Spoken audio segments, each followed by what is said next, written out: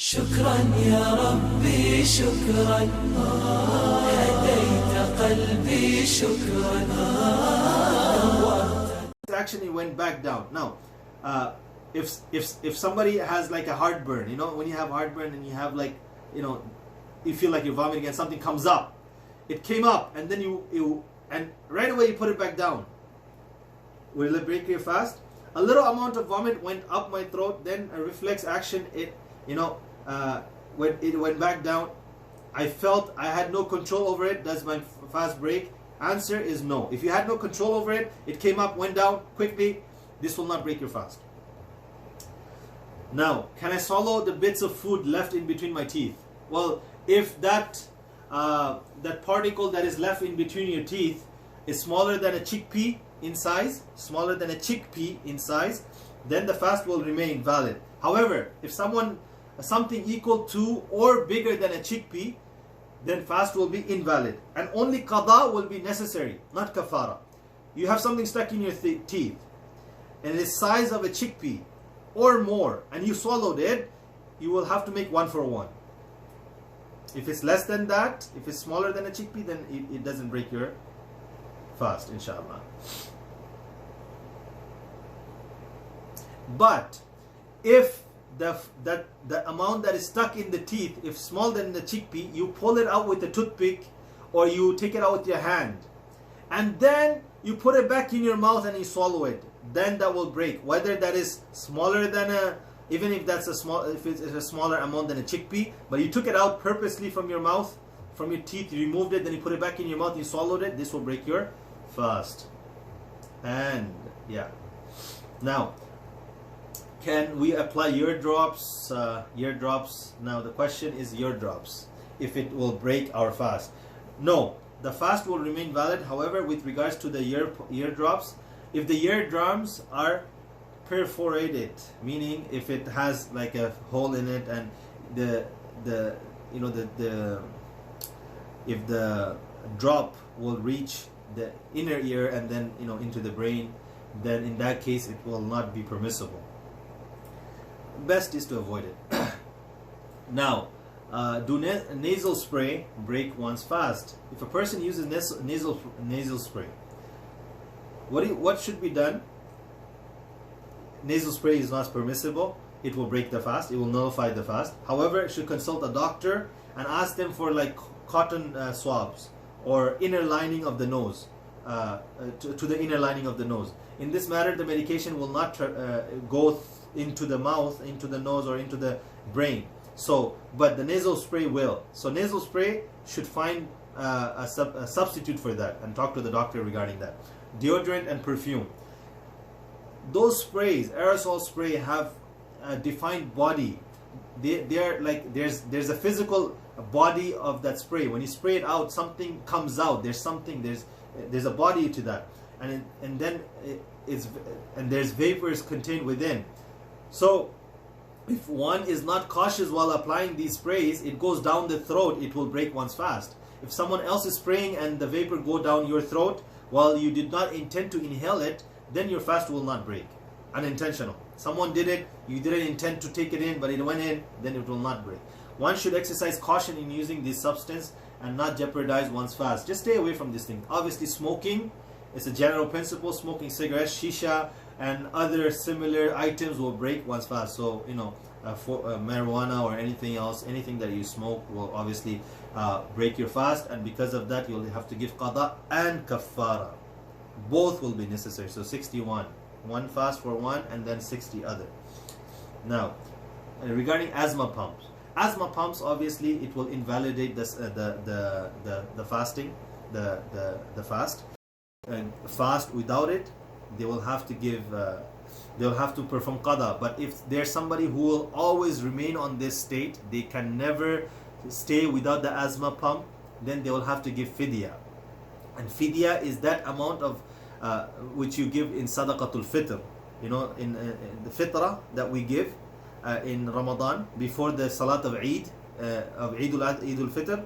That amount should be given for each fast. If the person he or she can't stay without the asthma pump. Now, Question is if taking injection breaks the fast. No, the fast will remain valid. What are the scenarios? Now these are regarding women, inshallah. Sayyidina Aisha radiallahu anha said that we passed through this period of menstruation and we were ordered to complete the fast later, but we're not ordered to complete the prayers. Sahih al-Bukhari. Now obviously when the women are going through their menses, they will only have to redo the fast one for one, but they don't have to redo the prayer as usual. Now what happens if they menstruate in Ramadan? Now the first scenario is that Ramadan has begun and in the state of menstruation, she may eat in a manner that no fasting person sees her. She's in the state of menstruation, she's impure right now. Then she will basically eat in a way that nobody sees her eating, no fasting people sees her eating. Now if she was fasting and then her menstruation started during the day, she must eat in a manner again that no fasting person sees her, and it is not but don't stay away from eating. You're in your menses, go ahead and eat. You know during the day it started it, but don't make it apparent in front of people who are fasting. Now if you were in the state of menstruation, if someone is in the state of menstruation and it stops during the day, she must conduct herself like a fasting person and abstain from eating and drinking and intimacy for the remainder of the day. Now she was already on her cycle, it stopped during the day. Now what can she eat now? No, she should not eat or drink. She should continue like a fasting person, because now she's no longer in that state of impurity. Now she can't just, she has to pretend like she's a fasting person and wait till iftar time. Does a nursing mother need to fast? Obviously, if she's able to, it will not cause her harm. It will not cause the baby any harm, and she does not fear her child's health. Then she is able to fast. But if a nursing mother fears that she or her child's health will be endangered by her fasting, she will be excused from fasting that day and will have to do qada after Ramadan. She will do qada, and if she thinks this will be dangerous for the baby and herself, she doesn't have to fast. However, for the same reason, a pregnant woman will be excused from fasting. Again, same thing for the pregnant woman. If you're pregnant and you happen to think if you fast it will be harmful for you and your child, then you don't have to fast. You could make it up later, just one for one, inshallah. Does one have to perform qada fast immediately after Ramadan? Well, it's not necessary, but you don't know when you're gonna die, so do it as soon as possible before you die. Now there's the 6th fast of Shawwal. Can I combine the qada fast with the 6th fast of Shawwal? The answer is yes. However, there are differences of opinion, and it is better to do those fasts separately. It's better. Just because there are differences of opinion, do the 6 and then do the others, or do your qada first and do the 6, whichever way it works. If somebody has not fasted all their life, do I need to give both qada and kafara? Answer is no. Only qada of the fast is necessary. Fasting on an airplane, we don't need to talk about that because we're not in the airplane right now. So we'll go on to who's exempt from fasting. يا أيها الذين آمنوا كتب عليكم الصيام كما كتب على الذين من قبلكم لعلكم تتقون أياما معدودات فمن كان منكم مريضا أو على سفر فعدة من أيام أخر. This is in Surah Al-Baqarah, and this is telling us who's exempt. Now, so whoever among you is ill or is not or is on a journey during them, then an equal number of days are to be made up. Okay, so basically if you're ill or you're on a journey, we spoke about what type of illness. Doctor said you can't fast. That's the type of illness. Or you have a certain condition, you have to take medication, you have to eat, you have to drink water, so therefore you don't have to fast, but you have to make it up after your feeling better. What is fidya? Fidya is the amount equivalent to sadaqatul fitr and is given in exchange of keeping fast. Fidya, we spoke about it before. Who is it for? It's for an ill person. It's for somebody who's sick. As long as the condition remains chronic such that the person cannot fast either in Ramadan or make it up later, they will continue to give fidya instead of fasting. Somebody's condition that is not going to improve, it's a chronic condition, it will continue until they die.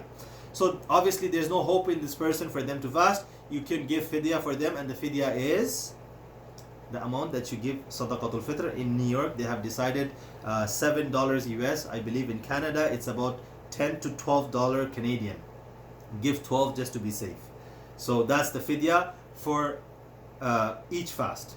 However, if the condition improves in the future and the person is able to fast, then they will have to make up for all those fasts by fasting, even if their fidya is already paid. So if somebody was sick and they thought this was chronic, it was never going to get better, and they paid their fidya, now they got better, Allah gave them shifa, they feel better now, do they have to remake those fasts? Yes, they have to make up those fasts again. And because although they already paid their fidya, they will have to still make up their fast, because they paid fidya because they thought they won't be able to make up fast, but they are able to make it up, so they have to make it up. That's how important it is to make up fast. What are the du'as that are recited after iftar? Allahumma laka sumtu wa ala rizqika aftartu. Wa Allah, I fasted for you, and with your sustenance I completed my fast. There's different du'as. May Allah subhanahu wa ta'ala accept. May Allah subhanahu wa ta'ala reward one and all. May Allah subhanahu wa ta'ala make this Ramadan a life-changing Ramadan for me and you. May Allah subhanahu wa ta'ala give us istiqama and perseverance and consistency. May Allah subhanahu wa ta'ala give us continuity in our actions, inshallah. May Allah subhanahu wa ta'ala give us the ability to make this Ramadan such a Ramadan that will be remembered, and not only in this world, that we are in akhirah and on the day of judgment, and this Ramadan comes along and says, Ya Allah, I am that Ramadan that should make a difference in this person's life, that had made a difference in this person's life, and because of me, because of that Ramadan, this person will be given that salvation and forgiveness and be entered into Jannah. Let us make us this Ramadan, that Ramadan, inshallah, that becomes the source for our forgiveness. Having said that, wa akhir da'wana anil hamdulillahi rabbil alameen.